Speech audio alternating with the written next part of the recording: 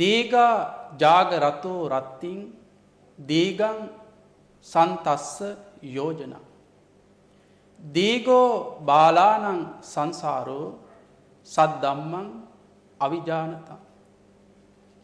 ඒකේ සරල අදහස තමයි දීගා ජාගරතෝ රත්ති.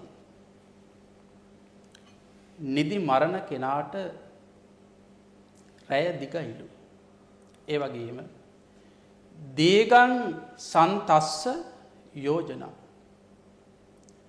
ගමන් විඩාව ඇති තැනැත්තාට යොදුන දිගයි. ඒ වගේම දීගෝ බාලානං සංසාරෝ සද්දම්මං අවිජානතං. සද්ධර්මය නොදන්නාහට සංසාරය දිගයි. එහෙනම් අපට යමක් අත්හරින්න බැයි නම් අපි ළඟ තියෙන අඩුපාඩුව. එහෙනම් අපි මොකද්ද අත්හැරිය යුත්තේ? අත්හරින්න ඕනේ මමමයි. මාවනේ අල්ලන් ඉන්නේ. මම නිසානේ අපි හොරකම් කරන්නේ. මම නිසානේ අපි කාමයේ වර්ධවා හැසිරෙන්නේ, බොරු කියන්නේ, දස අකුසල් කරන්නේ මම නිසා. එහෙනම් මම අත්තරිනවා කියන තැන අපිට ලේසියෙන් එහෙම අත්තරින්න බෑ. මාව අත්තරිනවා නම් අත්තරින ක්‍රමයක් තියෙනවා.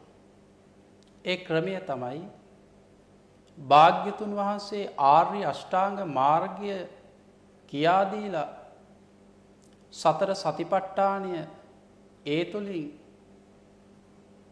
තමාගේ මේ අවිද්‍යාව තමාම අවබෝධ කරගෙන සම්මා දිට්ඨිය උපදවාගෙන ඒ තුලින් මේ මම කියන ස්වභාවය අත්හරින්න ඕනේ. එමෙ ලේසියෙන් මම අත්හරින්න කීවට එහෙම අත්හරින්න බෑ. අත්හරිනවා නම් ධර්මීය තුලින්මයි.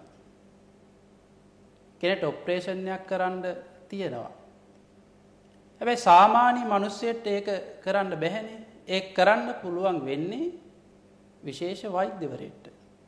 අන්න ඒ වගේ විශේෂ වෛද්‍යවරයෙක් තමයි අපේ භාග්‍යතුන් වහන්සේ.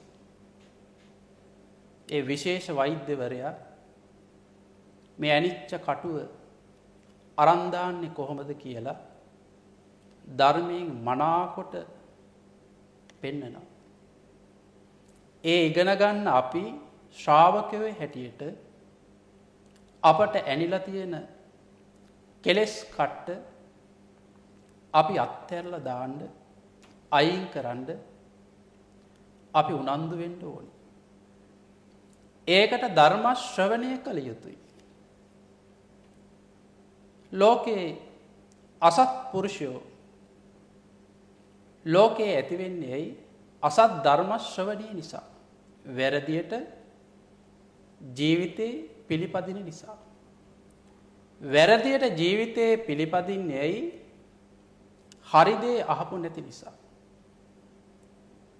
එහෙනම් මනාකොට ජීවිතයක් ගත කරන්න,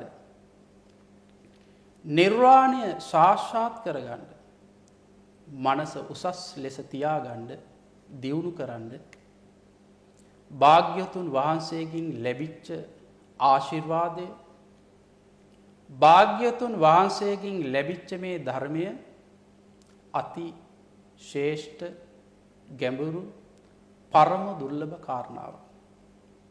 ඒ ගංගාව දැන් ගලා බසිනවා.